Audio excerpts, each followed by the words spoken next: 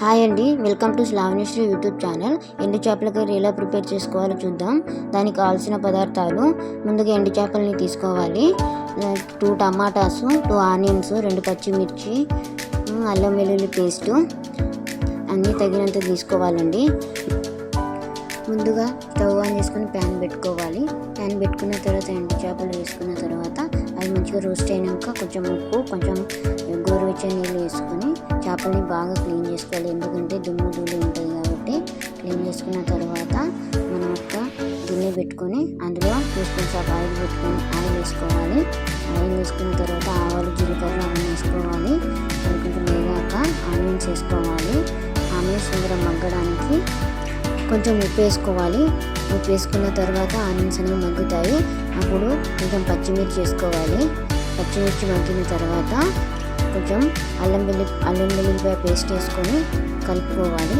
కలుపుకున్న తర్వాత అల్లం వెల్లుల్లిపాయ పేస్ట్ పచ్చి వాసన పోయిన తర్వాత ఏదైతే మనం కడిగి ముందుగా పెట్టుకున్నామో చేపలు, ఎండు చేపలు అవి వేసుకొని బాగా ఫ్రై చేసుకోవాలి.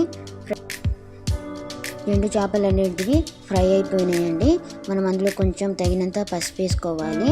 పసుపు వేసుకున్న తర్వాత ఒకసారి బాగా కలుపుకోండి. అది మొత్తం బాగా కలిపిన తర్వాత మనం క్యాప్ వేసుకోవాలండి. క్యాప్ వేసుకున్న 2 మినిట్స్ తర్వాత అందులో టమాటాలు వేసుకోవాలి. టమాటాలు వేసుకొని మనకు రుచికి తగినంత ఉప్పు వేసుకోవాలండి. ఉప్పు వేసుకున్న తర్వాత మనకు టమాటాలు అనేది కొంచెం మగ్గడానికి టైం పడుతుంది. మనకు 2 మినిట్స్ మగ్గనివ్వాలి.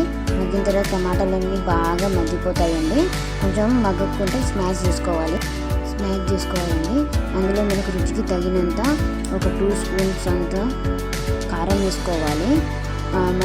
మనకు కారం ఎంత తింటామో అంతే కారం వేసుకోవాలండి. మేము కారం ఎక్కువ తింటాం కాబట్టి మేము ఎక్కువ వేసుకున్నామండి. వేసుకొని బాగా కలుపుకోవాలి. బాగా కలుపుకున్న తర్వాత కొంచెం వాటర్ వేసుకోవాలండి. మగ్గడానికి మనం క్యాప్ పెట్టుకోవాలండి. ఒక 2 మినిట్స్ కర్రీ అనేది లోపల మగ్గిన తర్వాత బాగుంటుందండి. దానిలో కొంచెం మనం అందులో మసాలాలు వేసుకోవాలి. నేను ఆల్రెడీ అన్నీ రుబ్బి పెట్టుకున్నాను కాబట్టి హోల్ గరం మసాలా అనేది నేను వేసుకున్నానండి. మసాలాలు అనేది బాగా కర్రీకి పట్టుతుందండి. దాని తర్వాత కొంచెం ఆయిల్ తేలుతున్నప్పుడు స్టవ్ ఆఫ్ చేసేయండి. మన కర్రీ అనేది చపాతీస్లోకైనా రైస్లోకైనా బాగా ఉంటుందండి.